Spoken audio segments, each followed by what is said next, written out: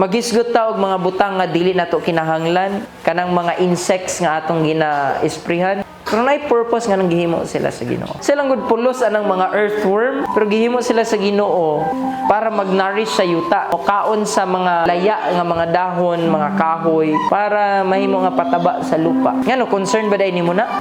Dili oy. Pero ngano ang Ginoo nagpakialam og himo sa ilaha. So kung ikaw ganing walay pakialam sa ilaha, ngano kinahanglan man nimo mag-worry? Nagyan ang Bible, do not worry. Ayaw po paghimog tamad. Hey Lord, di ko mag-worry. Tulog lang ko din. No. Ibang usapan yun. Kung wala ka himuon, tapos mamatay ka, wala kay makaon, then di ni mo maingon ang Lord pag-abot mo sa langit. Lord, di mo kung gipatay. Wala ko ikaon. Kaya tuwagong kasi yung gitagaan, matakaog kamot. Pareho ko na itong story ba nga nakuha na ilahang barko, tapos naglutaw-lutaw siya sa dagat. Ampun siya, Lord, save me please. Snay mananagat, nakaagi ba? Kita niya ang tao nga naglutaw-lutaw. Iyang isalba.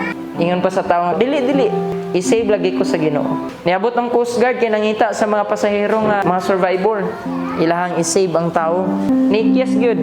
Lukso balik sa tubig. No, i-save ko sa Ginoo. Again, pag mamatay siya, matubang siya sa Ginoo. Wa jud say naong ingon, Lord, grabe ang pagtuo sa imo, Lord, nga luwason ko nimo. Pero nganong wala man ko nimo giluwas, nganong namatay man ko dito sa tunga sa dagat. Logically, God will say, gipadalan ta kag Coast Guard, padalan pa ta kag mangingisda. Lord, dili man to ikaw. See?